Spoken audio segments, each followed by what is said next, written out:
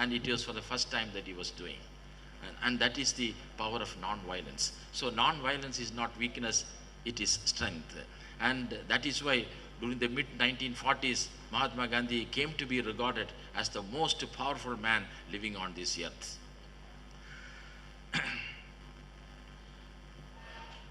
The next speaker is Mr. Rechard Benkin, who is the International Ambassador of Bangladesh International Mediation Society. He is going to play a dual role. I am not going to introduce him. He is going to introduce himself, and he is going to announce the topic and speak to you. Probably he did not trust me with giving me his profile, so himself will introduce him. Let's understand something. Conflict is a basic element to society. You're not getting rid of it. I mean, how could it possibly be otherwise given the variety of human experience? Just look at Bangladesh, right? Okay, here's a nation where more than 9 out of 10 people have the same religion, 98% share the same ethnicity, and 99% speak the same language. Yet tell me if I'm wrong. Isn't conflict all around us in this country? And conflict is not only inescapable, it's also good. Now, how we manage conflict, that's a real measure of a civilization. To what extent do we manage conflict through violence? To what extent do we effectively, and I emphasize the word effectively, limit those who can use that violence without facing serious sanction? And to what extent do those people use violence or the threat of it only for legitimate purposes as defined by law? And finally, to what extent have we overcome violence as the way we manage conflict? Because although conflict is basic to human society, violence is not. And I believe we're gathered here today to help Bangladesh provide better answers to those questions. I mean, think about all of them. So good afternoon. It's a privilege for me to address this group, and I owe a special debt of thanks to Advocate S.N. Goswami, dear friend who's battled alongside of me with human rights. And, you know, sir, I never had an opportunity to tell you how impressed I was with the lawsuit you filed a couple years ago, challenging how Bangladesh could be a secular country and have an official state religion. I can tell you that most Americans, as well as myself, share your belief as expressed in that suit that the two are not compatible. In fact, I want to quote our Constitution. The first, or one of the Bill of Rights, our Constitution begins by saying, Congress shall make no law respecting an establishment of religion. Because, you see, once you do that, nothing that follows can change that. Nothing can follow can change the fact that the supremacy of a particular religion has been written into law. So, since I didn't have the chance to do this before now, let me express my admiration for you. You know, and your action was courageous as well, because you and I both know that there are plenty of people here, both in and out of government, who weren't particularly pleased with your perfectly legal action. And we can only hope that their commitment to the rule of law is as strong as yours, so that, like yours, it remains strong even when things don't go their way. Fidelity to the rule of law is one way that we manage conflict, even if we want to change the law. In his letter from Birmingham jail, Martin Luther King made it clear that he and others who engage in civil disobedience, and he was not shy about talking about unjust laws, but he made it clear that he and others who engage in civil disobedience should expect, even welcome, being arrested for their illegal actions. So getting back to what I was saying before, imagine a world where there was no conflict, where people thought alike and everyone agreed with one another. it would be a world that never developed. It would be a world that allowed terrible things to be done to those courageous few who dared express a different idea now and again. Fortunately, conflict's always going to be with us, and it's up to every one of us to help manage it. Let me give you a good example of how that works. On my very first trip to Bangladesh, quite a few years ago, I was approached by a religious fundamentalist, a Muslim, who asked me if he and associates could come to my hotel room and the next day for an, quote unquote, for an interfaith discussion. I said I'd love to do it. However, if we're going to have that talk, it only makes sense to be totally frank.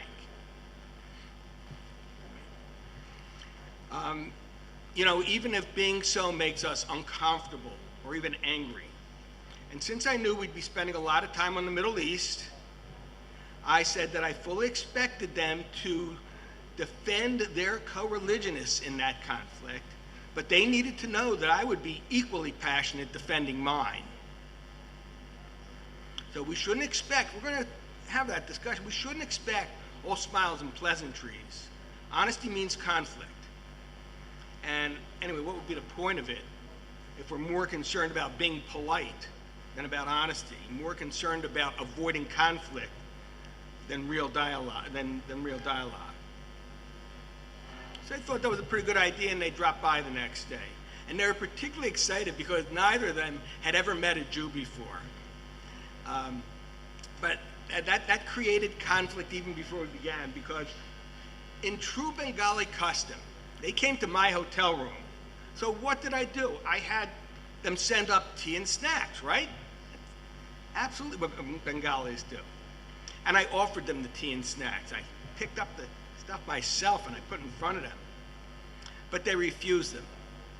Now, some of you know I don't understand Bengali, so they started talking Bengali to another guy that was there.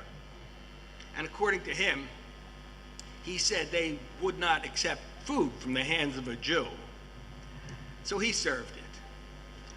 But you see, it's not all them, because then it was my turn. One of the guests was introduced as a former Mujahideen commander in Afghanistan. Well, at that time, our war in Afghanistan was raging. And I said, I refuse to sit down with someone who was responsible for killing American soldiers. I'm like that, by the way.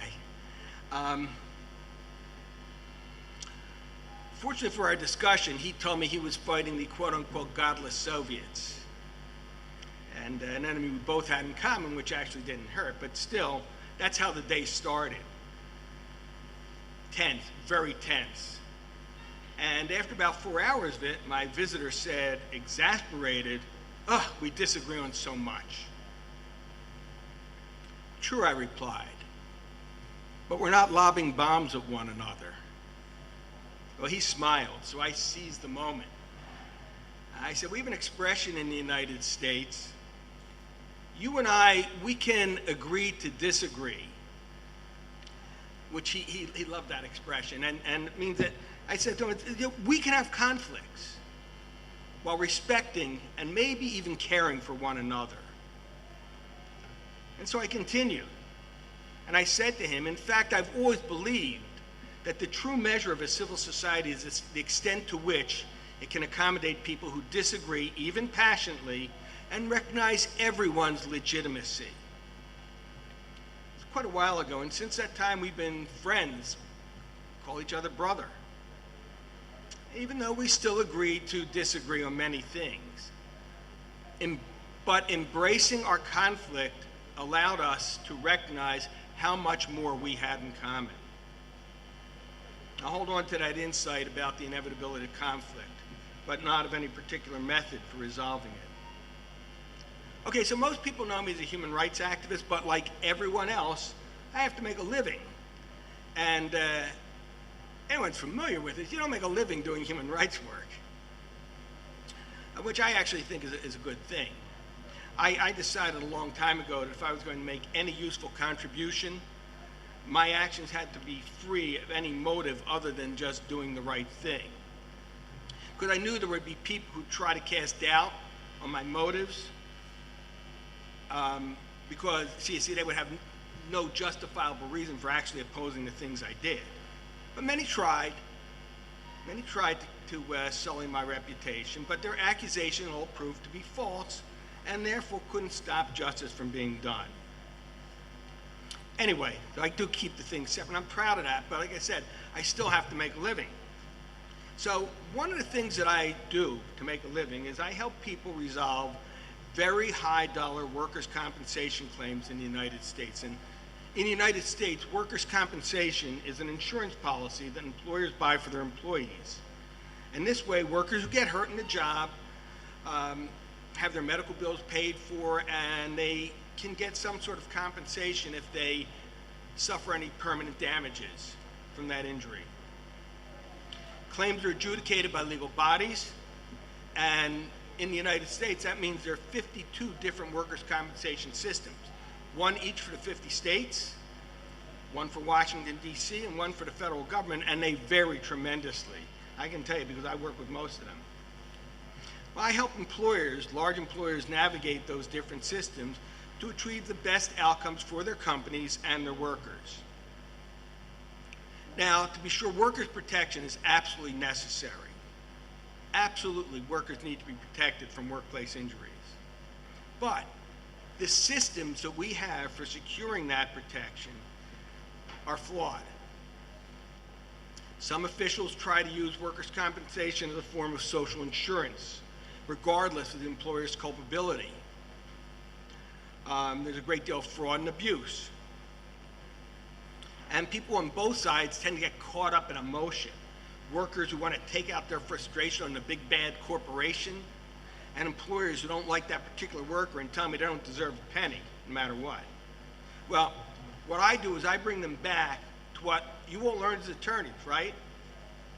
I would say to them, I really don't care how you feel. I care about what you can prove, right? That's what you attorneys always say, right? I don't care about what you feel, I care about what you can prove. That is, I care about the law and what the law says about a just resolution.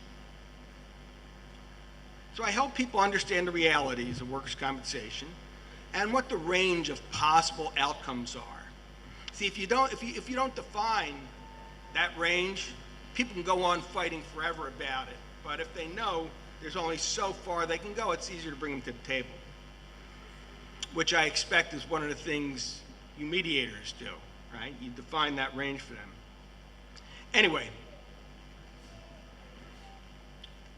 what I then do is I direct the individual attorneys and others in how to negotiate a resolution to their conflict that does right by the employer and the employee. No one gets everything they want, but I hope they all get what they deserve. I assume that's what you guys do too. Again, no one gets everything they want, but hopefully people get what they deserve. Sometimes we do go to mediation. That's the only way to bring the parties together. Because both sides have strengths and weaknesses. Both sides have good points and bad points, and both sides have justifiable demands and expectations. And both of them often get stuck in their own sense of what's right, especially when the conflict's dragged on for years, which often happens in the workers' compensation in my country, sometimes decades. Drags on for a long time, just like minority persecution here has dragged on for decades, as has its ability to occur with impunity in Bangladesh, and we'll get to this soon. Anyway, when two parties are locked in conflict, and I'm sure you all know this, but let me just when two parties are locked in conflict, each of them are concerned with maximizing the rewards. Am I right? Each party and each attorney is concerned about getting the best outcome, not for both parties, but for their client, right? It's only the way it should be. And I assume it's the same here in Bangladesh and in India and other countries as it is in the United States, where in fact an attorney is morally obligated to try and get that best outcome for their client. Anyway, so sometimes an independent mediator is the only answer, because a mediator, of course, recognizes the just claims that both parties have, and is charged with maximizing the benefit to both in accordance with applicable laws. Well, we can apply these same principles to Bangladesh, and this is what I was referring to at the beginning, to help Bangladesh get past its greatest challenges and deficits. And the greatest challenge facing Bangladesh today is a serious, serious gap between what the Constitution promises in terms of religious liberty and the reality of life for Bangladesh's minorities, especially Hindus.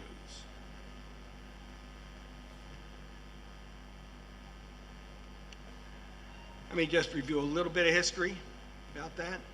In 1951, Pakistan had a census in which they counted Hindus as almost a third of the East Pakistan population. In 1971, when East Pakistan became Bangladesh, they were less than a fifth. 30 years later, less than a tenth, and reliable estimates today put them at maybe 1 in 15. It doesn't take a math genius to know that the next number is going to be bigger. Here's the thing, throughout that time, we've seen a constant succession of atrocities: murder, rape, child abduction, forced conversion, religious desecration, land grabbing, and more. The spoils of that land grabbing, and I would often go to party loyalists, and it doesn't matter which party I'm talking about. And you don't have to believe me, you can listen to Abu Barkat of Dhaka University, who's written the definitive studies on the Vested Property Act, and his studies show that the only difference between how much the Awami League got and how much the BNP got was which party was in power. So it seems that every Bangladesh government has been either unable or unwilling to take effective action. Crimes go unpunished, and some government officials have participated in cover-ups and even in the crimes themselves.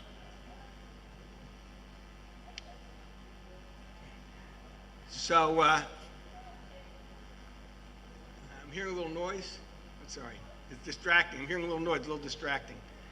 Okay, so despite all this evidence, for decades, successive Bangladeshi governments, remember, it doesn't matter which party is in power. Successive governments for decades would insist, oh, there's no problem for Hindus here or other minorities, and they would try and explain the evidence that would be laid in front of them. One former Bangladeshi official told me that the drop in Hindu population was due, and I'm not kidding about this, the drop in the Hindu population was due to Hindus, and I'm quoting, sending their children to India for acceptable matches. I believe my response was to ask him if he thought I had the word stupid written across my forehead. Those officials frequently justified their assertions by stating that Bangladesh's constitution guarantees religious freedom, as if written law is equal to its faithfully reproduced in practice. But something changed in 2016. And I want to remember something. When I said that, you know, perhaps it's time where mediation can help, remember this. Anytime, almost any time two parties come to mediation, they've gone through a process first, and that process often involved violence or some other sort of conflict. And they're only coming to mediation now because it seems to be the best way forward. So something happened to start that change in 2016. In July of that year, the new ambassador to the United States, Mohammed Ziauddin, I think I'm pronouncing it right, he met with former Congressman Bob Dole and myself just outside the office of the House Committee on Ways and Means. Now, Bob set up the meeting there for a specific reason. He was on that committee. And the House Committee on Ways and Means is responsible for taxations, customs duties, international trade agreements, and the significance certainly wasn't lost on the ambassador. I mean, ever since I started doing this, Bangladesh's Holy Grail has been a free trade agreement with the United States. So after it became clear that Congressman Dole and I were too knowledgeable to be satisfied with the standard denials and generalities, the ambassador admitted that yes, Hindus do indeed face violence and persecution in Bangladesh. And I mean, I almost fell off the chair because I just been like arguing back and forth with cabinet ministers and other people who said, oh, no problems for Hindus here in Bangladesh. Oh, and again, just to be fair to the ambassador, who I know very well now, is actually quite a nice gentleman. Be fair to him, he's tried to walk that back since, saying that, quote unquote, further information convinced him that, well, maybe it's not so bad for Hindus here. But pretty much everyone in Washington dismissed that as a response to criticism from his superiors, but I should mention it. Anyway, besides, the damage was done already, if you will. The admission was made, and as we say in the United States, once the toothpaste is out of the tube, you can't put it back in there again. And that toothpaste was definitely out of the tube. Well, beyond that, whether or not the Bangladeshi government realized it, that admission was actually a good thing. It was a good thing because I think it has helped us move closer to a conflict resolution. I mean, everyone knew the truth anyway. I mean, how many people do you think really thought that there was no problem for Hindus or other minorities in Bangladesh? All you got to do is pick up the paper. So we knew the truth, but the ambassador's admission told us that, wow, wait a minute. We're not dealing with unreasonable people. We're dealing with people we can sit down and dialogue with. And I have to tell you that, I spent a lot of time in the Bangladeshi embassy in Washington over the last few years, and it's full of reasonable people. You had some good people representing your country in Washington. And I don't think we would have had that extensive kind of discussion were it not for the meeting that Congressman Dolan and I had in July. But it wasn't just the Bangladeshi government that changed, I changed too. For years, I insisted that there was no difference at all between the Awami League and the BNP. Well, certainly not when it came to protecting Hindus. And I'd refer to Dr. Barkat's study on the Vested Property Act showing that both parties were equally complicit, and also other data that showed that under the Awami League, there really wasn't any drop in violence against Hindus. So I just kept saying, there's no difference. I don't care which party's in power, they're both the same. Well, I was wrong. Because as I had increased talks at the embassy, it was very clear to me that the people there would prefer to see an end to the violence. In fact, recognize that it's contrary to the violence against Hindus is contrary to the principles of both the nation and their party. But let me be clear about something. I had no intention of backing down on my insistence that despite what they want to do, the persecution itself has to be stopped before I'm going to rest. And quite frankly, it would have to stop before I'd see the Bangladeshi government as anything other than complicit in it. Well, we could work together, and that was the point. That's what changed. But I do want to be clear that the reality hasn't. I mean, perhaps most of you just pick up the paper every once in a while and you see the reality for yourself. But I want to just mention that, so last time I was here was this past March. And in one day, okay, I got a phone call from an older Hindu temple in Dhaka.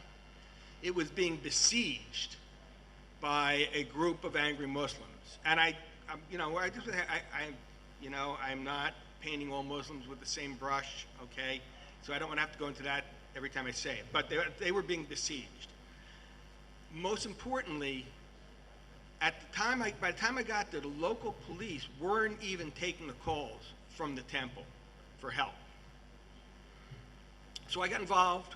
We stopped, we held off the attack, and we went to the police and we demanded armed coverage, armed protection, which we got. Later that evening, we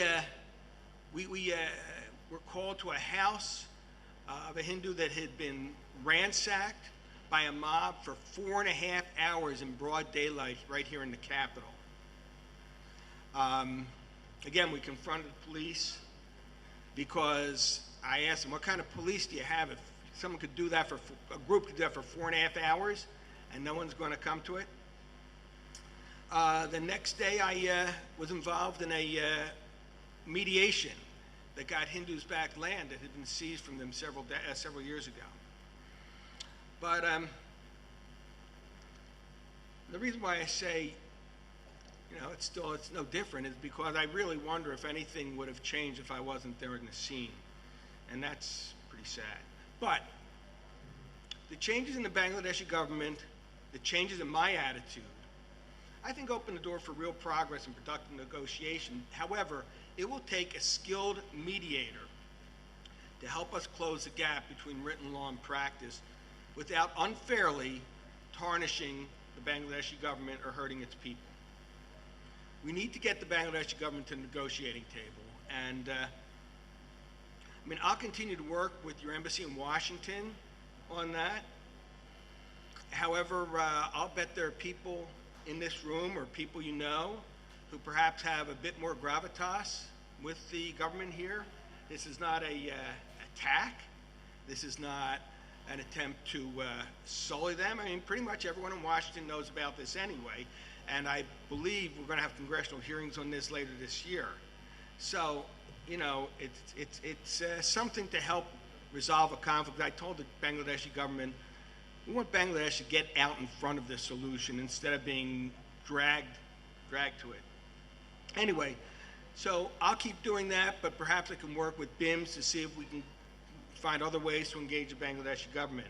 But now, a mediation, of course, involves two parties, each of which come to the table. I've been in Washington a lot over the last several months, and I can tell you that the U.S. State Department is looking at this very closely now. And so are more members of Congress who are on that Ways and Means Committee that I mentioned before and control things like our trade policy. These are also the same people that control who gets UN peacekeeping funding, and I'm sure you know that the Bangladeshi economy is pretty dependent on receipt from UN peacekeeping. Which, by the way, 25% of the entire peacekeeping budget comes from people like me, U.S. taxpayers. I think the only other country that's like more than 10% is Japan, and they're like 13. Every other country is in the single digits. So, the U.S. has a lot on the table, brings a lot to the table too, if the persecution continues. Besides, I think everyone has seen that we now have a president who is not shy about using trade as a policy weapon. So, I think the situation is ripe for people of goodwill to come together with a skilled mediator to help come to some sort of resolution. I think a successful mediation requires first that the mediator figure out the motives for those who participate in or who are complicit in the ethnic cleansing persecution of Bangladesh's Hindus. Now, after spending over a decade on this, I believe that motive is not hatred. There might be some people who are bigoted, but I don't think that's the general motive. I don't think that's why people do it. I think some might have contempt, but I think more likely, from what I've seen for a long time, it's a feeling of religious entitlement, but not hatred. I also find that's a lot more difficult to overcome, and it's impossible to accommodate. And I think people are in it for personal gain. But certainly, for that small minority for whom hatred is a primary motivator, part of the mediation has to be that they got to know there's no place for them at the table. Hatred has no home with us. We're about people of goodwill trying to find an acceptable resolution. And as I told the Bangladeshi government in Washington, people in the embassy, and they've been around Washington a long time, and they should know a couple things. One is that if I found this stuff out, and I got chapter and verse on this. Last month, I gave the State Department a bunch of specific, vetted incidents, anti-Hindu incidents that happened just in the first 7 months of this year, almost one per week. So if I could find this out, they know someone else can find this out, because I certainly don't have the greatest resources in Washington. Secondly, they know that it may not be today, it may not be tomorrow, it may not even be within the next few weeks. There's going to be a slow news day. And on that slow news day, maybe someone's going to say, hey, let's run a story about what's happening to Hindus in Bangladesh. So the Bangladeshi government has a lot at stake. We certainly do not want to see, well, you tell me. Okay, next problem we have here that's got to be addressed. Culture of impunity. By that, I mean these things that occur are allowed to occur. People are not seriously arrested and punished. When officials engage in cover-ups, they're not sacked, they're not sanctioned. When members of the government or police actually take part in some of these things, nothing happens to them. That's what we mean by a culture of impunity. That has to change too. Because in the end, and if you want to get back to something I said earlier, in the end, that impunity comes down to contempt for the rule of law. And I think that's something we all agree we have to fight without exception. And I like to think that this government agrees just as vehemently that we have to uphold the rule of law. He's the managing partner of COVI Global LLP, course director and tutor of the Chartered Institute of Arbitrators UK, vice chairman, Society of